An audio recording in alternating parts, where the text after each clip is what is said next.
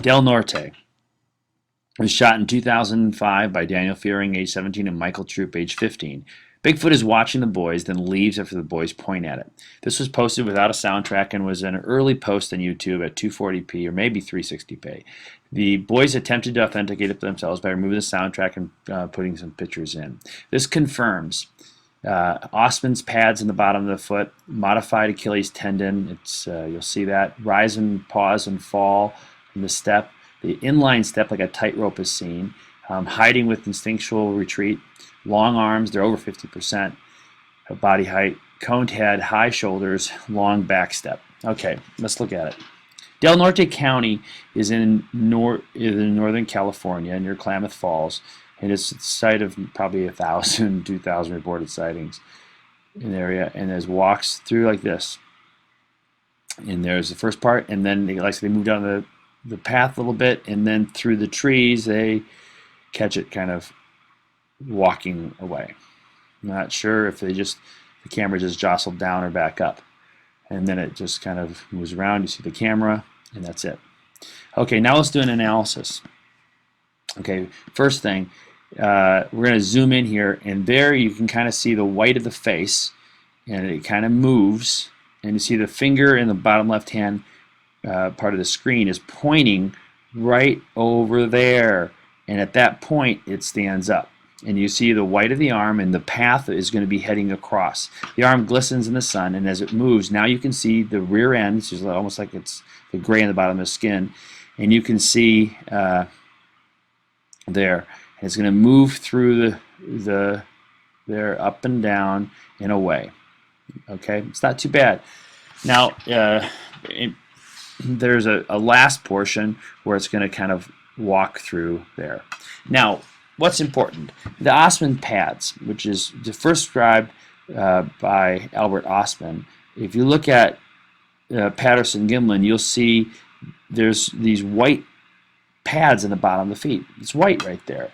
And you see that's an outline of the foot as it comes up. You see Patterson-Gimlin had the same thing, about an inch or two up. And there's the white pad. Now we'll watch it, and you can see it. The back step is also much longer than a human. And so there's a white pad. It's halfway. The foot is bent kind of in the middle, so you get a really long back step because where the toes are is in the middle of the foot. It can bend in the middle. Now look here. You can kind of see the foot coming up and drawing, and it's far back, and you see that white pad down there. The quads and the calf muscles move. This is no suit.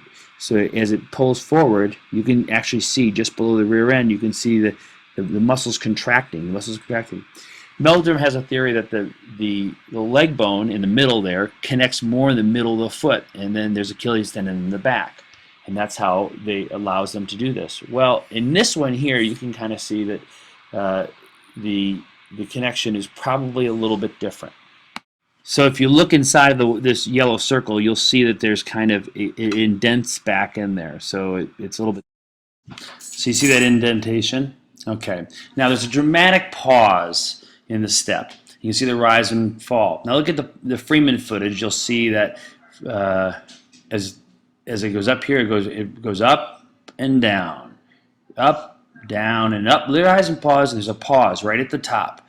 It's pretty awesome, right? So if you watch this footage, you'll see the rise, fall, and there's the pause, boom, down, pause, and then there's the rise in reverse. So watch it again. The rise, pause, boom, the foot hits. The last portion you can see through the trees. You can kind of see the head and shoulders just above the kind of the bushes and shrubs there. Just kind of see it as we're walking back.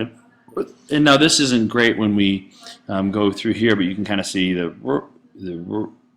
boom, the up, the rise and fall. There it is. And the boom is, of course, when the foot would strike. Okay. So let's look at other points here. Well, first of all, you can kind of see in a close-up, you can see that the sun shines on the back. we look here, you see the coned head, there's a brow ridge, and there's a slope to the back. See, there's the coned head, the brow ridge, and you see how the back kind of slopes in the middle there? The arm is longer. A human's arm at most is about 40%, 42%. This is much longer, maybe 50%. Now, our favorite part, now you may not be able to see this, but we've gone through this lots, is you see the foot kind of lifts and sets like it's a tightrope walker. And so that's pretty cool.